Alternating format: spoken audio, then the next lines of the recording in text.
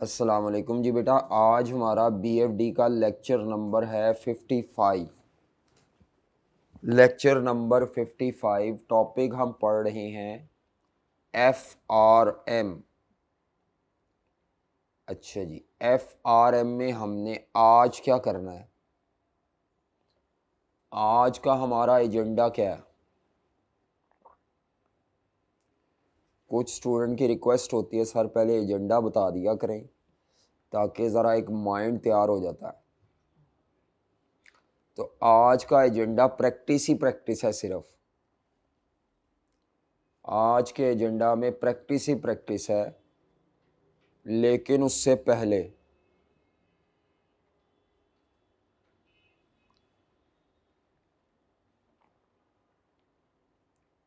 आज प्रैक्टिस करनी है,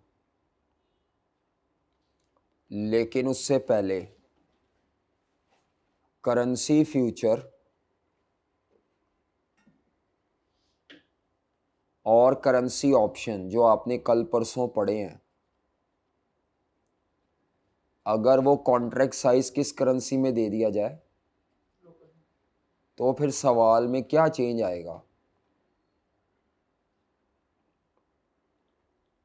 ठीक है, पहले कॉन्ट्रैक्ट साइज फॉरेन करेंसी में होता था। ये पढ़ेंगे को 15 मिनट की डिस्कशन है, 15-20 मिनट की समझ लें। उसके बाद फिर प्रैक्टिस ही प्रैक्टिस है, पास्ट पेपर प्रैक्टिस है। आज हमने एक्सचेंज रेट रिस्क मैनेजमेंट को वाइंड अप करना है, बस प्रैक्टिस करके जो कर सकेंगे। 2 सवाल कर सकते हैं, 3 कर लेते हैं, वैसे इसका सवाल जल्दी हल हो जाता है, NPV के मुकाबले में तो जल्दी हो सकता है। तो 2 सवाल का टारगेट है, लेकिन पहले करेंसी फ्यूचर और currency options in local currency, contract size in. जो हमने पहले किया उसमें क्या होता है, मिसाल के तौर पर देख लो भाई, इधर आपकी मिसाल के तौर पर 3 लाख यूरो की पेमेंट है। मिसाल के तौर पर आपके कितने यूरो की पेमेंट है, और वो क्वेश्चन में कहता है जी एक कॉन्ट्रैक्ट साइज फ्यूचर का या ऑप्शन का 1 लाख रुपए का है। ओ रुपए का नहीं, सॉरी, 1 लाख यूरो का है। तो आपकी जिस करेंसी की फॉरेन करेंसी की पेमेंट है उसी करेंसी में कॉन्ट्रैक्ट साइज भी एक्सप्रेस्ड है। यहाँ पे तो कोई मसला नहीं था।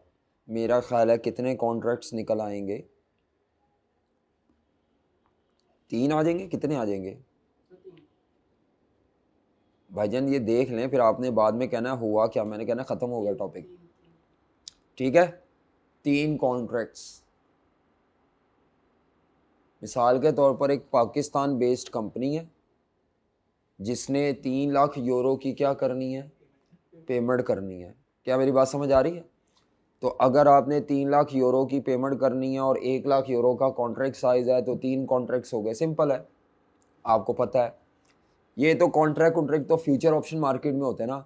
ओपन मार्केट में तो इस कंपनी को क्या करना पड़ेगा,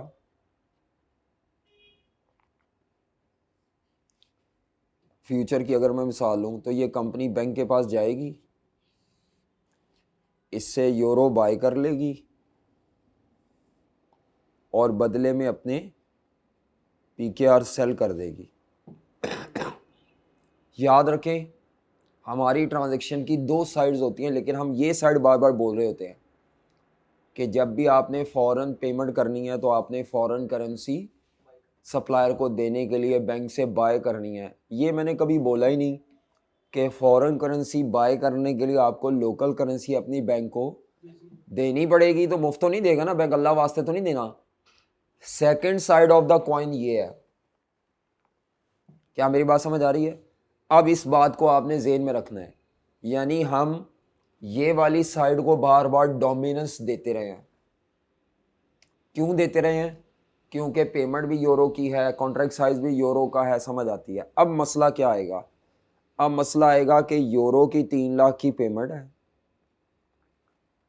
कितनी यूरो की पेमेंट है? अच्छा, यूरो पे करना है, इसका मतलब यूरो बाय करना है। लेकिन मसला ये होगा कि वो कहेगा जी कॉन्ट्रैक्ट साइज जो है वो 50,000 PKR का है। किसका है? अब आप अगर ऐसे ही बगैर देखे सोचे समझे बगैर डिवाइड कर देंगे तो गलत है ये। क्यों गलत है? क्योंकि भाई एक करेंसी का यूनिट ऑफ मेजरमेंट है यूरो और दूसरी करेंसी जो कॉन्ट्रैक्ट साइज है वो लोकल यानी PKR में है। अब या तो इसको PKR में कन्वर्ट करो या कॉन्ट्रैक्ट साइज को, तो हमने कॉन्ट्रैक्ट साइज को नहीं छेड़ना क्योंकि फ्यूचर की चीज़ें मैंने कहा था छेड़नी नहीं है, वो स्टैंडर्डाइज होता है। मसला ये है। तो अब आप क्या करेंगे, आप ये जो 3 लाख यूरो है ना इसको कन्वर्ट कर लेंगे इनटू PKR। किस में कन्वर्ट कर लेंगे? अच्छा, PKR में कन्वर्ट किस रेट पे करेंगे? क्योंकि हैज कंस्ट्रक्शन आज हो रही होती है, आज की डेट पे क्या हो रही होती है? तो आज कौन सी डेट जो हैज कंस्ट्रक्शन की डेट है या open the position in future market, या तो आज के स्पॉट रेट पे कर लो या क्योंकि ये फड्डा हम फ्यूचर मार्केट में कर रहे हैं और मसला फ्यूचर मार्केट का है, नंबर ऑफ कॉन्ट्रैक्ट फ्यूचर के हैं ओपन मार्केट के नहीं है, तो ज़्यादातर लोग ये कहते हैं कि इसको PKR में कन्वर्ट करने के लिए आप फ्यूचर प्राइस भी एक एक्सचेंज रेट ही होता है, तो आप आज की फ्यूचर प्राइस को यूज़ करके इसको किस में कन्वर्ट कर लो? PKR में। उससे क्या होगा, न्यूमरेटर जो पहले यूरो में था वो PKR में, मिसाल दे रहा हूँ, हमने फ्यूचर, अच्छा अब ये बहस डिबेटेबल है, कई लोग फ्यूचर प्राइस से करते हैं, कई लोग कहते हैं नहीं जी आज की डेट पे जो कन्वर्जन हमने करना है चाहे वो ओपन मार्केट के लिए करना है चाहे फ्यूचर के नंबर ऑफ कॉन्ट्रैक्ट के लिए करना है वो स्पॉट पे करना है। लेकिन मैंने असूल याद रखा हुआ है, जब भी आप फ्यूचर मार्केट में हैज कंस्ट्रक्शन कर रहे हैं, फ्यूचर मार्केट के लिए कोई चीज़ कन्वर्ट कर रहे हैं तो वो फ्यूचर प्राइस पे कर ले बेहतर है। बाकी आपकी वैसे ही कोई पाबंदी नहीं है, कन्वेंशन चल रहा है। तो मैं जब इसको कन्वर्ट करूंगा मिसाल के तौर पर ये आ जाता है, ये जो 3 लाख यूरो थे ये कन्वर्ट हो जाते हैं 2,50,000 PKR में, ऐसे ही इसमें कन्वर्ट हो जाते हैं। और एक कॉन्ट्रैक्ट साइज कितने PKR का है? तो 5 कॉन्ट्रैक्ट्स आ जाएंगे। लाइक विद लाइक हो गया। क्या आपको मेरी बात समझ आ रही है कि नहीं समझ आ रही? मसला क्या, पहले मैं मसला क्रिएट किया। मसला क्या है कि असल में हमने जिस फॉरेन करेंसी के रिस्क को हैज करना है उस करेंसी की पेमेंट या रिसीट के लिए फ्यूचर कॉन्ट्रैक्ट उस फॉरेन करेंसी में अवेलेबल नहीं है। फ्यूचर कॉन्ट्रैक्ट किस करेंसी का अवेलेबल है? लोकल करेंसी का अवेलेबल है। तो कोई मसला नहीं, लोकल करेंसी का अवेलेबल है तो कोई नहीं, आप कॉन्ट्रैक्ट साइज को लोकल में ही रहने दें, जो ऊपर आप फॉरेन करेंसी की पेमेंट लेते थे उसको फ्यूचर प्राइस या ऑप्शन में एक्सरसाइज प्राइस, किस पे? फ्यूचर प्राइस या एक्सरसाइज प्राइस पे कन्वर्ट कर लें। पहला चेंज किस पे आएगा? नंबर ऑफ कॉन्ट्रैक्ट्स में। किस में आएगा? सारा सवाल चेंज नहीं होना, 2-3 जगह पर चेंज आना है। कितनी जगह पे? दूसरा चेंज कहां पे आएगा?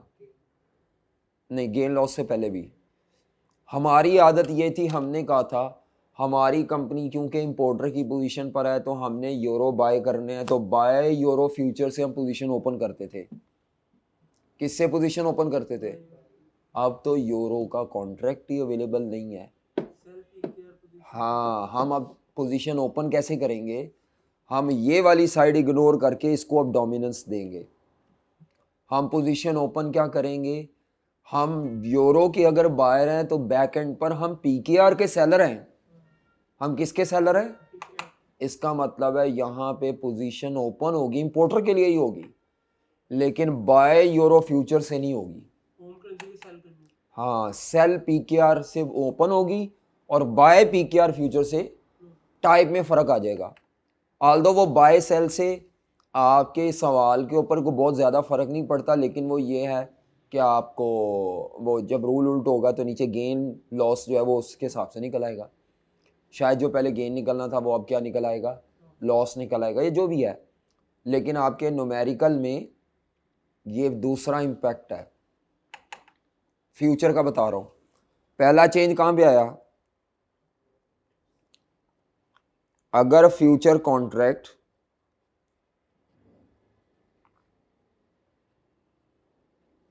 ऑप्शन भी ऐसे ही होगा। अगर आप फ्यूचर कर लें तो ऑप्शन भी आपको वैसे ही लगेगा। अगर फ्यूचर कॉन्ट्रैक्ट में लोकल करेंसी का कॉन्ट्रैक्ट साइज दिया हुआ है, किसका, या लोकल करेंसी ना भी हो, जिस करेंसी में आपने पेमेंट करनी है उसमें नहीं दिया हुआ, किसी और में दिया हुआ है, तो पहला चेंज कहां पे आएगा, पहला चेंज कहां पे आएगा, टाइप ऑफ फ्यूचर में। किस में आएगा? आम हालात में हम क्या करते थे, अगर हमारी कंपनी इंपोर्टर होती थी और हमें फॉरेन करेंसी में कॉन्ट्रैक्ट साइज दिया होता था, तो हम क्या करते थे, ओपन करते हुए पोजीशन बाय यूरो फ्यूचर से पोजीशन ओपन करते थे और पोजीशन क्लोज किससे करते थे, यूरो मिसाल के तौर पे ले रहा हूं। अब क्योंकि कॉन्ट्रैक्ट साइज लोकल करेंसी में दिया होगा, हाँ, तो अब हम पोजीशन ओपन करते हुए फॉरेन करेंसी बाय फ्यूचर नहीं लिख सकते, है ही नहीं वो फॉरेन करेंसी का, यानी हम बाय फॉर यूरो की बजाय सेल पीकेआर फ्यूचर कर लिखेंगे। इससे पोजीशन ओपन करेंगे और क्लोज किससे करेंगे, बाय। ठीक है जी, बात समझ आ गई। पहला फर्क आ जाएगा टाइप पे, एक्सपायरी डेट होती थी कोई फर्क नहीं, फ्यूचर की प्राइस में वो वैसे ही उठाएंगे जैसे पहले होती थी। तीसरा, नंबर ऑफ कॉन्ट्रैक्ट पे फर्क, दूसरा फर्क किस पे आएगा, नंबर ऑफ कॉन्ट्रैक्ट्स पे। हाँ जी, पहले क्या होता था, यूरो की पेमेंट जो भी होती थी नीचे यूरो का कॉन्ट्रैक्ट साइज दिया होता था। पहले वाला इसलिए लिख रहा हूं ताकि आपको रेफरेंस के तौर पे याद आ जाए। अब क्या होगा, पेमेंट तो यूरो की होगी लेकिन जो कॉन्ट्रैक्ट साइज दिया होगा वो किस में है, पीकेआर में, लोकल करेंसी में। तो अब आपको इस पेमेंट को कन्वर्ट करना पड़ेगा फ्यूचर प्राइस को यूज करके पीकेआर में, और नीचे फिर कॉन्ट्रैक्ट साइज भी पीकेआर वाला लेंगे।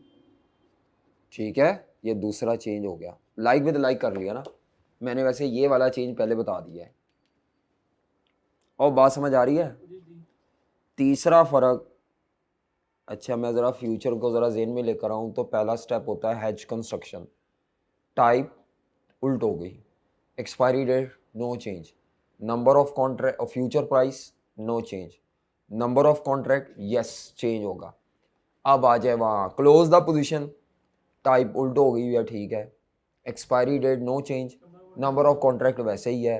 हाँ, गेन लॉस अब लोकल करेंसी में नहीं निकलेगा, आपका गेन लॉस फॉरेन करेंसी में निकलेगा। किस में निकलेगा? पहले गेन लॉस कैसे निकलता था, फ्यूचर मार्केट का टोटल गेन लॉस कैसे निकलता था,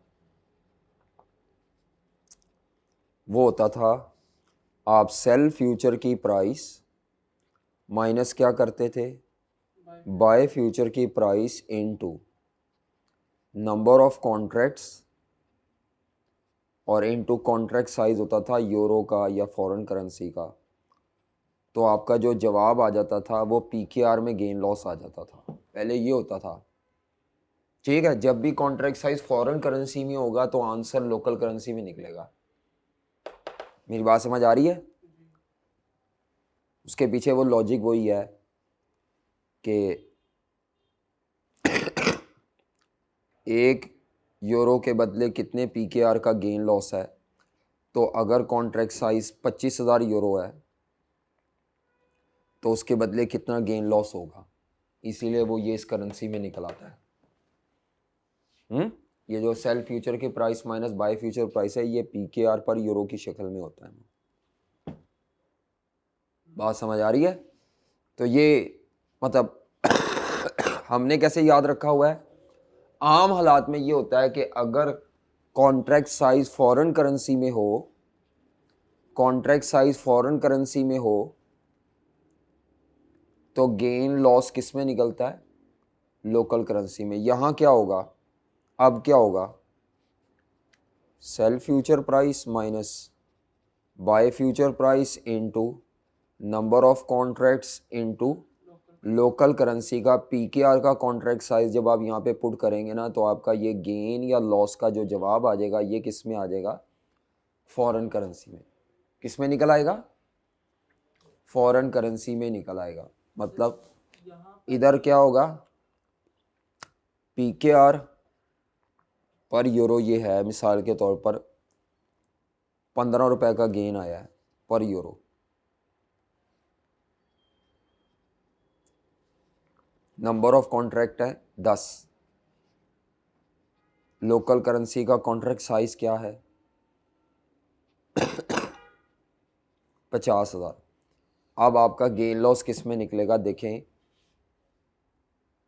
एक तरफ यूरो रखते हैं और एक तरफ पीकेआर। अगर 1 यूरो के बदले 15 रुपए का गेन है तो 50,000 की पीकेआर के बदले क्या गेन होगा, समझ आ रही है। जिसके 2 यूनिट दिए हुए हैं वो नहीं, दूसरी में निकलेगा आंसर। ये गेन लॉस के लिए ये देखा जाता है कि ये कॉन्ट्रैक्ट साइज किस करेंसी में एक्सप्रेस्ड है। अब आपका गेन लॉस फॉरेन करेंसी में आएगा, इसमें आएगा, मतलब जो भी हम सॉल्व करेंगे इसका जवाब यूरो में आना है। निकालिएगा ज़रा कितना आता है। क्या चीज़ नहीं, वो इसका फ्यूचर का फॉर्मूला ये रहना है गेन लॉस का, वो आपने डिवीजन नहीं इस्तेमाल करनी, करना मल्टीप्लाई है जी। वो आम मैथमेटिक्स नहीं है, ये समझाने के लिए मैंने लिखा हुआ है जी। बताओ क्या आता है आंसर, वही आएगा।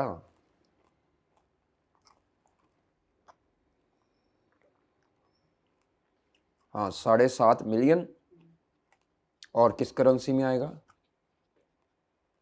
अगर ये गेन है तो, ठीक है। चेंज कहाँ पे आया, अगर कॉन्ट्रैक्ट साइज फॉरेन करेंसी में होगा तो gain loss will appear in local. अगर foreign contract size local currency में आए तो gain loss will appear in foreign currency. अब एक मसला पैदा हो जाएगा कि जब आप नेट आउटकम में जाएंगे तो वहाँ तो सारा डेटा किस में लिखना होता है, नेट आउटकम में तो लोकल करेंसी में आता है, ये तो फटा पड़ जाएगा। ये गेन लॉस किस करेंसी में आया है, फॉरेन करेंसी में। क्या मेरी बात समझ आ रही है। मैं इसको इस तरह सोच रहा हूँ कि 50,000 के फ्यूचर में हर हमें 15 रुपए का गेन हो रहा है, हमें 1 यूरो के बदले 15 रुपए का गेन हो रहा है, या 15 रुपए का गेन है 1 यूरो के बदले, तो 50,000 रुपए के कॉन्ट्रैक्ट के बदले कितना यूरो में गेन होगा, ये ऐसे है ठीक है। फिर ये साइन गलत है, कौन सा, मल्टीप्लाई नहीं हो सकता। क्यों,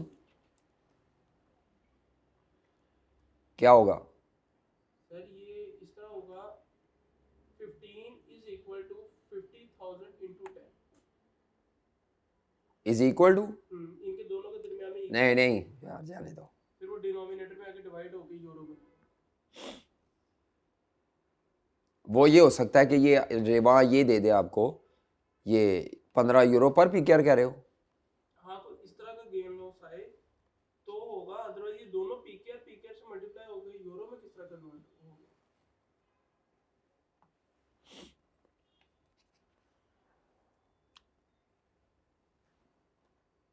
हो सकता है वो ये उल्ट इस तरह दे दे, ये शक्ल में जैसे ओके ऐसे ठीक है। लेकिन वो दूसरी तरह भी देगा तो होना मल्टीप्लाई है।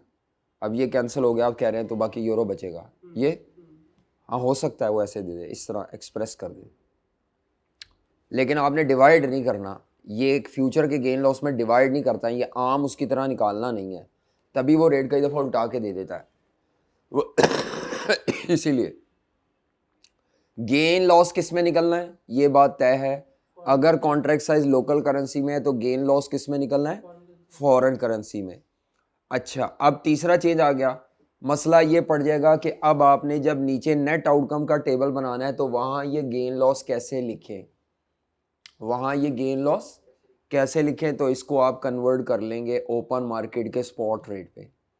किस पे कन्वर्ट कर लेंगे, स्पॉट रेट पे। कई लोग कहते हैं नहीं इसको भी फॉरवर्ड रेट पे कन्वर्ट कर लो, वो आपकी मर्जी है, डिबेटेबल है। गेन या लॉस जो भी आएगा इसको आपने नेट आउटकम में जब लेके जाना है तो वो फॉरेन करेंसी में नहीं लिख सकते, वो किस करेंसी में आना है, लोकल करेंसी में आना है। तो लोकल करेंसी में लिखने के लिए जब आप नेट आउटकम में आएंगे तो नेट आउटकम का टेबल तो पहले की तरह ही बनेगा, buy 3 lakh euro from open market, वो PKR आ जाएंगे। फ्यूचर मार्केट का जो गेन है 7.5 लाख यूरो या जो भी 7.5 मिलियन यूरो को आप सेल करेंगे at spot rate, direct indirect code जो भी है वो कन्वर्ट करके वो गेन PKR में माइनस कर लेंगे। गेन आपने कभी भी नेट आउटकम में फॉरेन करेंसी में प्लेस नहीं करना, लोकल में करना है। टोटल 4 चेंज हुए। फिर फ्यूचर में टोटल कितने चेंज हुए? पहले वाला तो बहुत ही सिंपल है कि आपने टाइप को सिर्फ उल्टाना है। जहाँ पे आप फॉरेन करेंसी के साथ बाय फ्यूचर लिखते थे इंपोर्टर के लिए, अब आपने सेल फ्यूचर लिखना है। एक्सपोर्टर के लिए भी उल्टा हो जाएगा। एक्सपोर्टर के लिए भी क्या हो जाएगा? नंबर ऑफ कॉन्ट्रैक्ट चाहे इंपोर्टर और एक्सपोर्टर सेम है, गेन लॉस सेम है इंपोर्टर एक्सपोर्टर के लिए। और ये नेट आउटकम में चेंज ये आएगा कि आपने उसको लोकल करेंसी में कन्वर्ट करके लिखना है। किस में कन्वर्ट करके लिखना है? कन्वर्ट करके लिखना है। आ जाए ज़रा सवाल पे। एक्सपोर्टर के लिए मैं सवाल में ही कराऊंगा डायरेक्ट, आई कैप की किट से करते हैं, उसमें मौजूद है मेरा ख्याल है।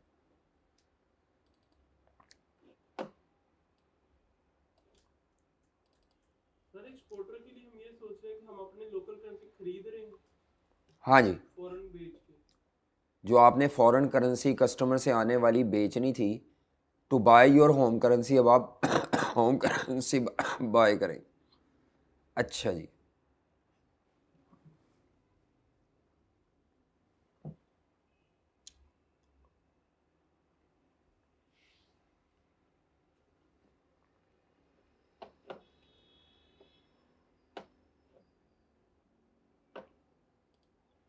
टेक्स्ट साइज अभी भी रहता है। ये टेक्स्ट साइज हमारे गले पड़ गया है। ये यानी खत्म कर दे सवाल से पहले, फिर नमाज का सवाल में। हाँ, टेक्स्ट साइज भी मैं बता देता हूँ। वैसे टेक्स्ट साइज क्या होता है, हाँ ये बता दो, फिर सवाल पे आते हैं नमाज के बाद। ये तो किसी में भी आ सकता है। वैसे टेक्स्ट साइज किसे कहते हैं? नंबर ऑफ टिक्स क्या होते हैं, या टिक साइज, टिक वैल्यू क्या होती है?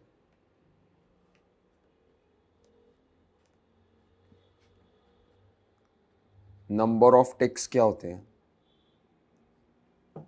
ठीक है, ये 2-3 अल्फाज आपको इस्तेमाल करने पड़ेंगे। तो सबसे पहले टिक साइज क्या होता है? स्मॉलेस्ट मूवमेंट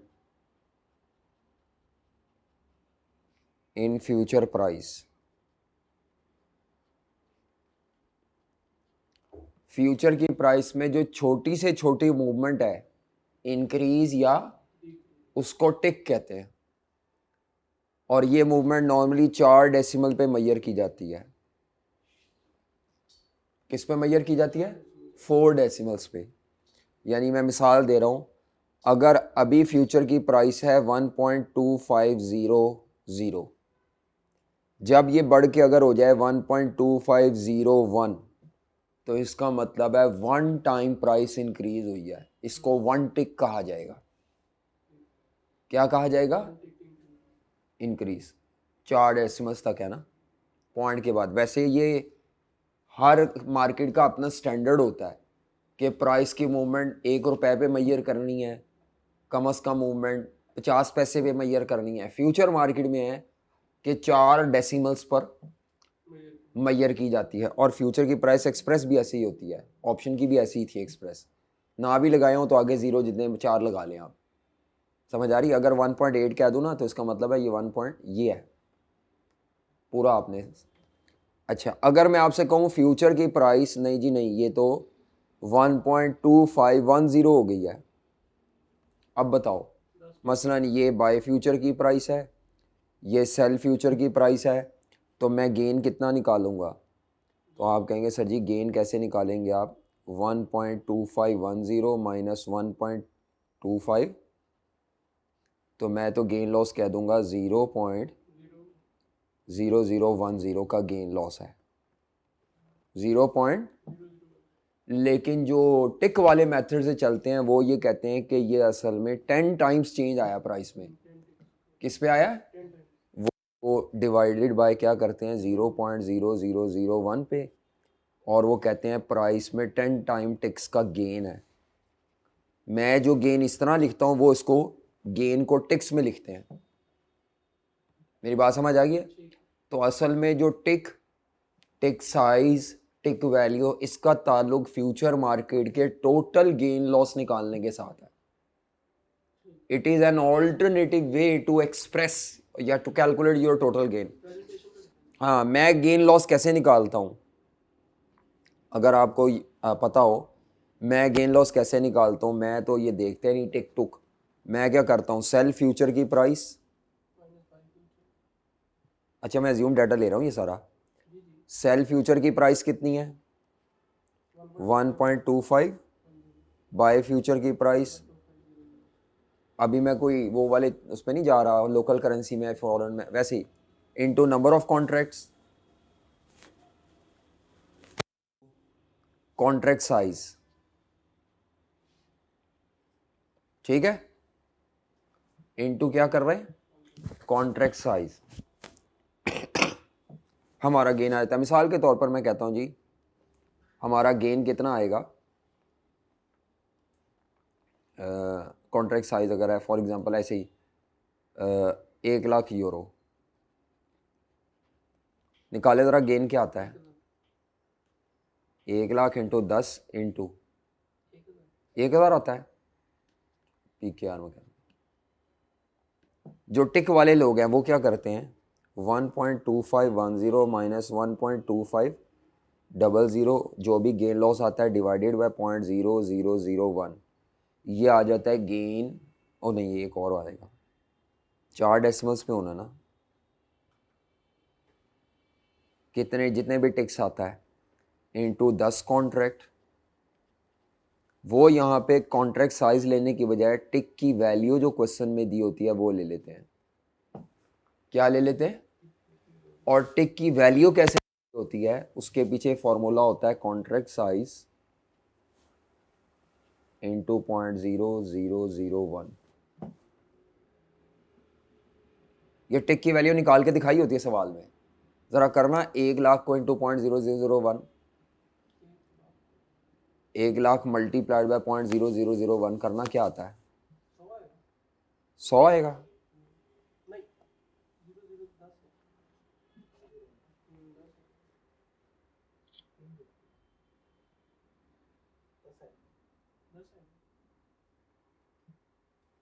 दस,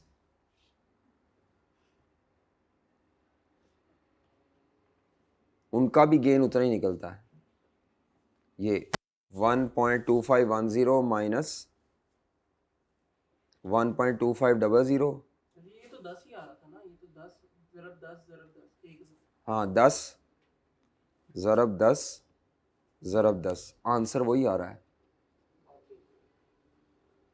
तो असल में इसी चीज़ को अगर मैं एक्सपैंड करूं तो वो क्या कर रहे हैं, 1.2510 माइनस 1.2500 डिवाइडेड बाई इससे किया, तो ये गेन लॉस टिक्स में आ गया, into 10 contracts into contract size और इंटू 0.0001, तो ये टिक की वैल्यू आ गई। इसको बोलते हैं टिक वैल्यू, और ये जो 0.0001 है इसको कहते हैं टिक साइज। क्या कहते हैं इसको? तो मैं कहता हूँ यार इधर ही उससे जिससे डिवाइड कर रहे हैं उसी से तो ज़रब दे रहे हैं, क्या लंबे चक्रों में पढ़ने की ज़रूरत है, खुद ही कैंसिल आउट हो जाते हैं। ठीक है, तो गेन लॉस निकालने का तरीका क्या है, हमारा ये है जो ऊपर लिखा हुआ है, सेल फ्यूचर प्राइस माइनस ये, कोई टिक शिक नहीं, और वो जो टिक वाले साहिबान है वो क्या निकालते हैं, total gain in ticks multiplied by number of contract multiplied by tick value given in question. ये लगाते हैं वो फार्मूला। अब वो असल में ये टोटल गेन इन टिक्स ऐसे ही निकलेगा, ये जो मैंने ऊपर किया हुआ है 1.2510 माइनस 1.2500 डिवाइडेड बाई 0.0001, और टिक की वैल्यू क्वेश्चन में ऐसे निकाल के दी होगी, जहाँ मर्जी चले जाएं टिक की वैल्यू ऐसी दी होगी, चेक कर लो जाके, जितने सवाल हमने किए थे पता लग गया what is the importance of ticks value. ऐसे लंबे चक्कर है, ज़रूरत ही कोई नहीं समझ आई। नमाज पढ़ के आते हैं फिर आके करते हैं सवाल। जी बेटा, नमाज से पहले हम बात कर रहे थे, तो ये विंटर 22 का क्वेश्चन 3 करना है। अब हमने टिक्स वगैरह की बात मुकम्मल हो गई। विंटर 22 क्वेश्चन 3 ये पहले भी एक दफ़ा पढ़ा था। मुल्तान टेक्सटाइल लिमिटेड ये कोई पाकिस्तान बेस्ड कंपनी है और इसकी एक्सपोर्ट्स वगैरह होती है, सारी स्टोरी ऊपर दी है, लेकिन इन्हें एक स्पेशलिस्ट मशीनरी चाहिए 2.5 मिलियन USD की है और ऑलरेडी 0.5 मिलियन आप दे चुके हैं, तो आपने असल में USD 2 मिलियन का रिस्क हेज करना है। 2 मिलियन US$ की पेमेंट है। कब है? मई के एंड पे, और आज जो है वो दिसंबर है, एंड ऑफ दिसंबर, यानी आज से 5 माह बाद आपने आज से 5 माह बाद डॉलर की पेमेंट करनी है। आज से 5 माह बाद डॉलर की पेमेंट करनी है। बाकी ये स्टोरी हम पढ़ चुके थे पहले भी, एक दिन मैंने पढ़ी थी।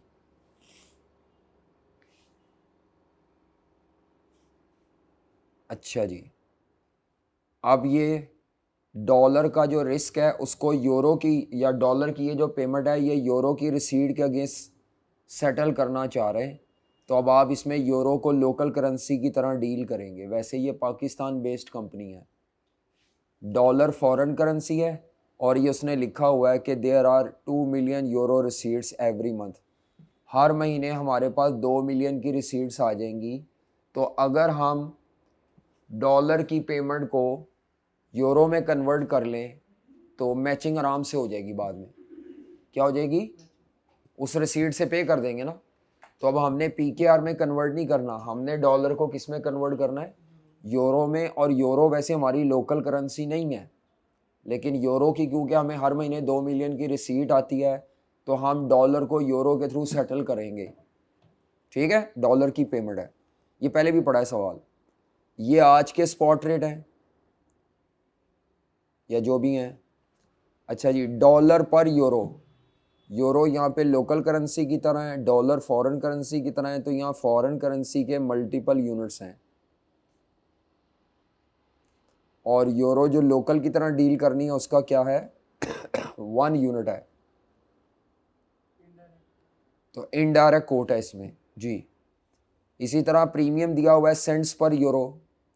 अब ये सेंट्स पर यूरो नहीं चाहिए हमें, तो ये भी डॉलर पर यूरो चाहिए, तो ये इनडायरेक्ट कोड में प्रीमियम मैंने कहा था लेस होता है।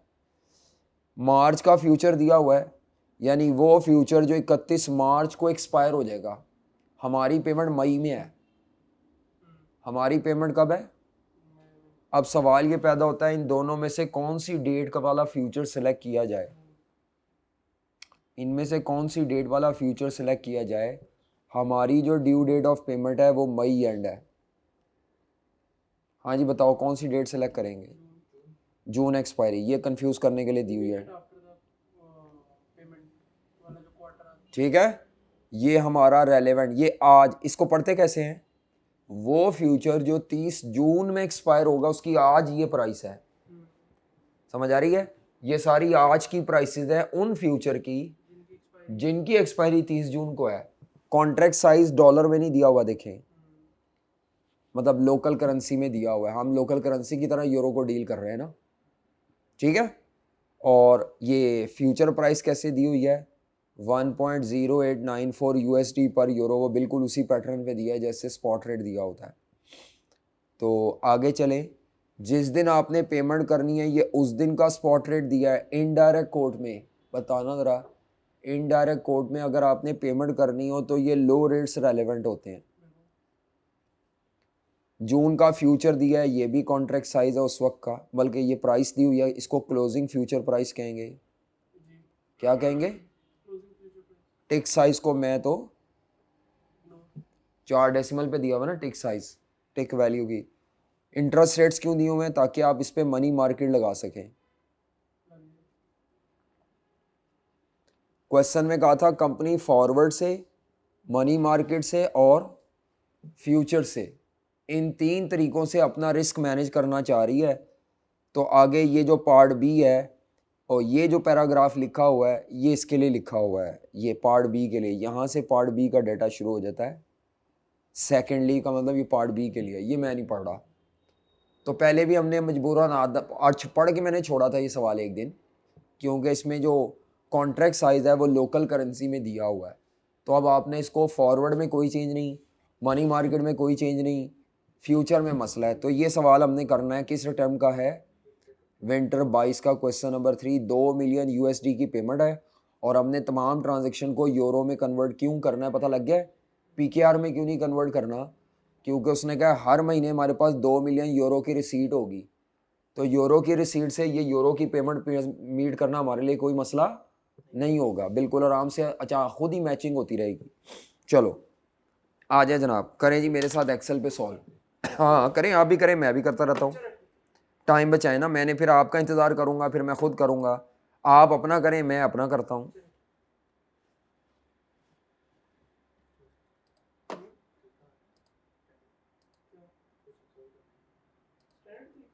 भाई मैं इसमें एक्यूरेसी पे बिलीव कर रहा हूँ। यार वो तो वहाँ पे सबसे ज्यादा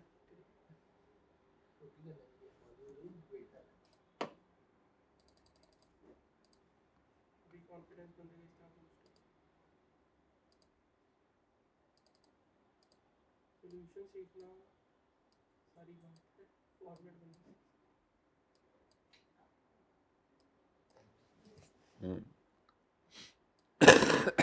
जी जनाब, पहले किससे करना है? जी मैं तो सबसे पहले फॉरवर्ड से करता हूँ। हाँ, मैं ये ज़रा ओपन कर रहा हूँ, सॉरी।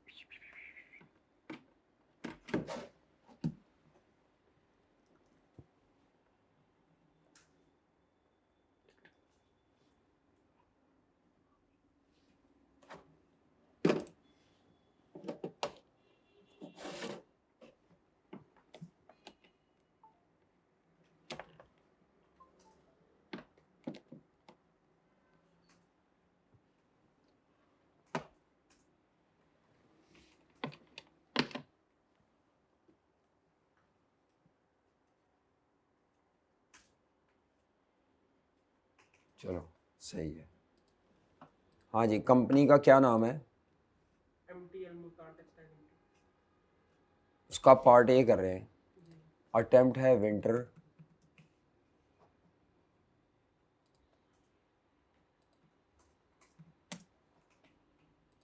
विंटर 22, क्वेश्चन नंबर 3 का ए पार्ट।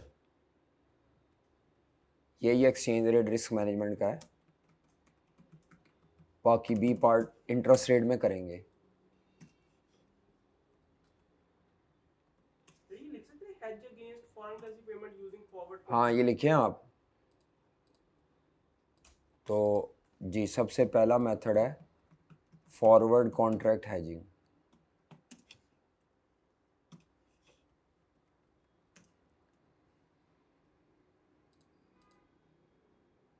जी जनाब, यूएस डॉलर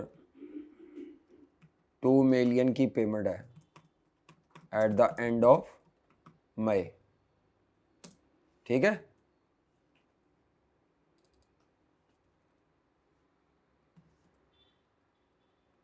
कितने मिलियन की? 2 मिलियन की।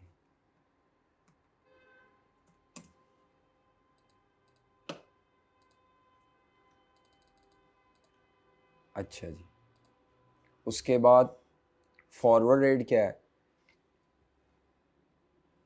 क्योंकि इनडायरेक्ट कोट है तो लो फॉरवर्ड रेट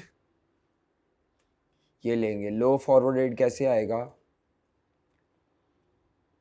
हाँ जी, 1.0790 USD माइनस प्रीमियम सेंट्स में दिया हुआ है 1.46 सेंट्स डिवाइडेड बाय 100, हाँ 0.01 तो ये क्या आ जाएगा 1.0790 माइनस 1.46 डिवाइडेड बाय 100, ये आ जाएगा जी। लो फॉरवर्ड रेट आ गया, और ये जो लो फॉरवर्ड रेट आएगा ये आएगा USD पर 1 यूरो।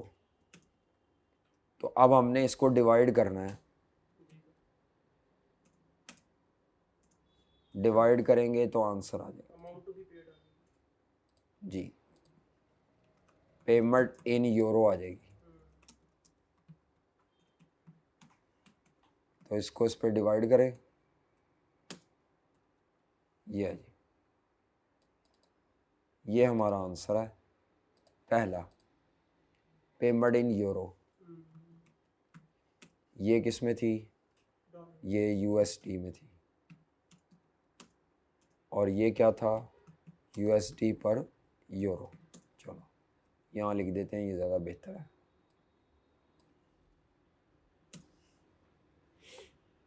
आ जाए जनाब, पहला हो गया, पहला तरीका हो गया। दूसरा, मनी मार्केट। हाँ जी, मनी मार्केट हैज। थ्योरी ज़रा साथ लिखा करें, मनी मार्केट में भी लिखनी पड़ेगी। मैं तो नहीं लिखता, लेकिन आई कैप ज़रूर लिखता है।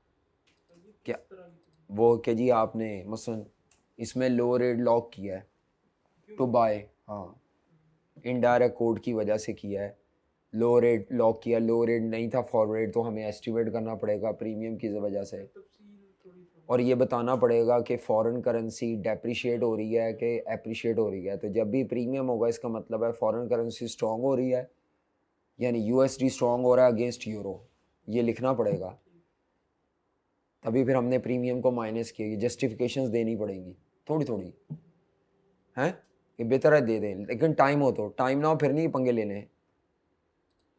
अगर टाइम ना हो फिर ये पंगे नहीं लेने, ये पंगे तब लेने जब आपके पास टाइम है, आपको लगता है मैं कर लूँगा जल्दी, तब फिर आप ये एक्सप्लेनेटरी स्टेटमेंट एक एक दो दो लाइनों में लिखें। तो इसका पहला स्टेप क्या होता था, तो प्रेजेंट वैल्यू, हाँ जी पहला स्टेप इसका होता है प्रेजेंट वैल्यू।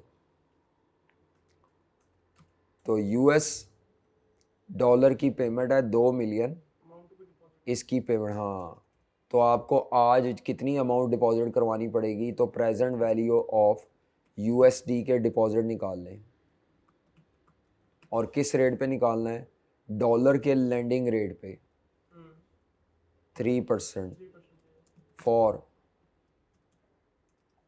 5 मंथ्स। 5 मंथ्स क्यों लिए हैं, आज से लेकर, इसमें कौन सा एक्सपायरी डेट है, हाँ वो तो एग्जैक्टली हो सकता जी ठीक है, आज से लेकर 31 मई तक 5 माह। तो PV और डिपॉजिट कैसे आएगी जी, PV is equal to USD 2 million into 1 plus 3% into 5/12 और रेस पर -1। लें जी, ये अमाउंट निकाल लेंगे हम। है।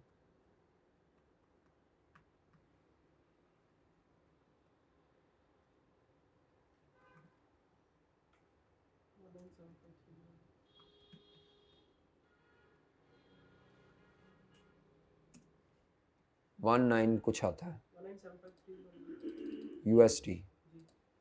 तो अब आप इसको आगे एक्सप्लेन करेंगे कि company MTL will deposit this amount of dollar to have 2 million after 5 months to pay foreign supplier. तो ये PV का जवाब आ गया स्टेप 2। हाँ जी, conversion into euro, conversion into local currency होता है, मैंने नाम यहाँ लिख दिया। हाँ जी, ये क्योंकि डॉलर आपने डिपॉजिट करवाने हैं तो आप यहाँ लिखेंगे to deposit this dollar company will buy this amount at low spot rate, आज के स्पॉट रेट पे बाय किए जाएंगे। तो buy 1975,309 USD $1.0790 today at low spot rate. तो जब आप इसको बाय करेंगे 1975309 डिवाइडेड बाय, आज का स्पॉट था 1.0790 USD पर यूरो। ले जी, तो ये आंसर आ जाता है दिस वन डिवाइडेड बाई 1.0790। हाँ जी, ये क्या निकला है, यूरो में निकला है। ये वो यूरो है जिसका आज आप बैंक से लोन लेंगे, आप कहेंगे इतने डॉलर बाय करेंगे और बाय करने के लिए आपको इतनी अमाउंट का लोन लेना पड़ेगा। To buy these dollar company will borrow euro loan of 1830। अब ये जो यूरो है 5 माह बाद इसकी रीपेमेंट होगी, जो आपको रिसीट आनी है उसमें से, तो इसकी फ्यूचर वैल्यू निकाल लें। फ्यूचर वैल्यू का फॉर्मूला होता है, हाँ जी, यूरो की जो भी ये पेमेंट है, यूरो 1830685 इंटू 1 प्लस यूरो के बोरिंग रेट पे 6.5%। हाँ जी, तो इसकी ये लें जी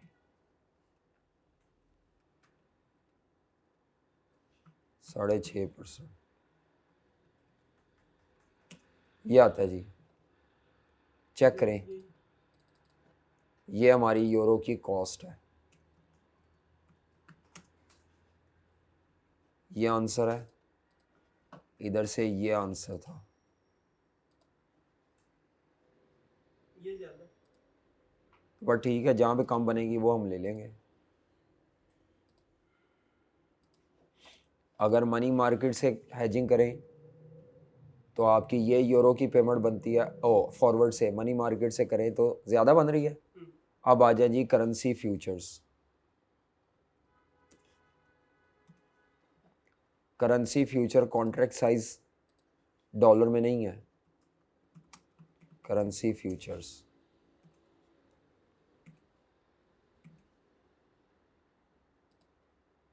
अब आप देखें, हमने तकरीबन 15 मिनट में सवाल कर लिया, कुछ भी नहीं है, जल्दी हो जाता है। बस थोड़ी सी आपने स्टेटमेंट लिखनी है, लेकिन अगर आप स्टेटमेंट ना भी लिखें तो ये आपको फिर भी 70-80% मार्क्स मिल जाएंगे। वैसे मैं देखने लगा हूँ मार्किंग में कि उन्होंने स्टेटमेंट के नंबर कितने रखे हुए हैं।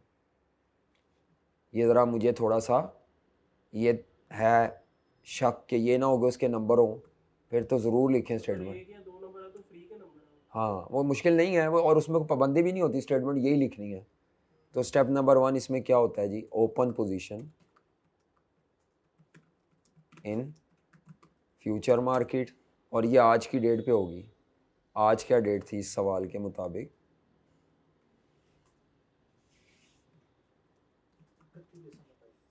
हाँ, ओपन पोजीशन आज की जो डेट थी वो थी 31 दिसंबर 2022 थी शायद, हाँ, क्वेश्चन के मुताबिक।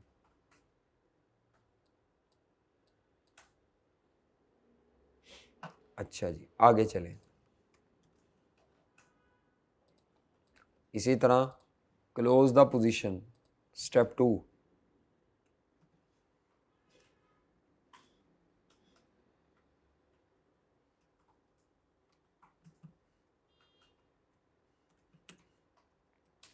ये 31 मई की होगी,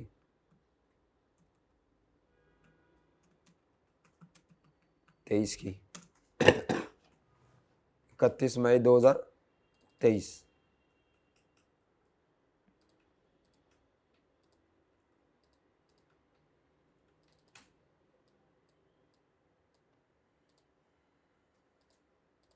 अच्छा जी, आ जाए। सबसे पहले हमने क्या करना होता है, टाइप लिखनी होती है। पेपर में तो ये टाइप ऐसे नहीं लिखनी, आप डायरेक्ट लिखेंगे। आम हालात में हमने लिखना था यहाँ पे, क्योंकि हमारी कंपनी इंपोर्टर है तो बाय यूएसडी फ्यूचर हमने लिखना था। इंपोर्टर की पोजीशन पर डॉलर की पेमेंट है और सेल यूएसडी फ्यूचर लिखना था, लेकिन अब गलत हो जाएगा। यूएसडी का तो फ्यूचर ही अवेलेबल नहीं है। अब अगर आपने यूएसडी फ्यूचर लिख दिया तो सवाल में तो यूएसडी का फ्यूचर ही अवेलेबल नहीं है, फ्यूचर तो यूरो का अवेलेबल है, ये लिखा हुआ कॉन्ट्रैक्ट साइज। बात समझ आ रही है? तो हम क्या करेंगे, अगर कंपनी ने डॉलर बाय करना है तो इसका दूसरा मतलब है कंपनी ने क्या सेल करना होता है, सेल यूरो फ्यूचर्स, और आगे नीचे सेल के बाद buy euro futures, opposite close position, you are कर ले बस, पूरा यूरो लिखना ज़रूरी नहीं है, बाय यू आर। अच्छा जी, ये पेपर में वैसे ये टाइप लिखना ज़रूरी नहीं होता, आप पॉइंट में लिख लें ऐसे, टाइपिंग करके ऐसे टाइम ज़ाया ना करें। एक्सपायरी डेट क्या लिखनी है, वो तो उसने खुद बताई हुई थी एक्सपायरी। हाँ जी, 30 जून 2023।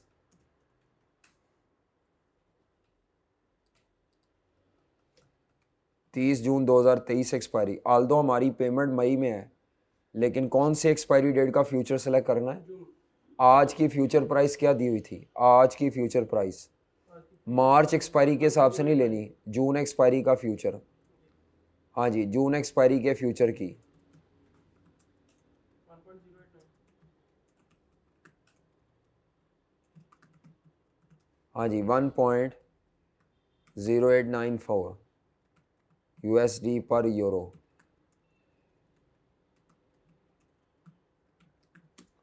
1. हाँ, और क्लोजिंग फ्यूचर प्राइस क्या दी हुई है उस दिन की? 1.0699। क्लोजिंग फ्यूचर प्राइस उस दिन की दी हुई है जून फ्यूचर की 1.99। अच्छा जी, आज की फ्यूचर प्राइस जो ओपनिंग पे है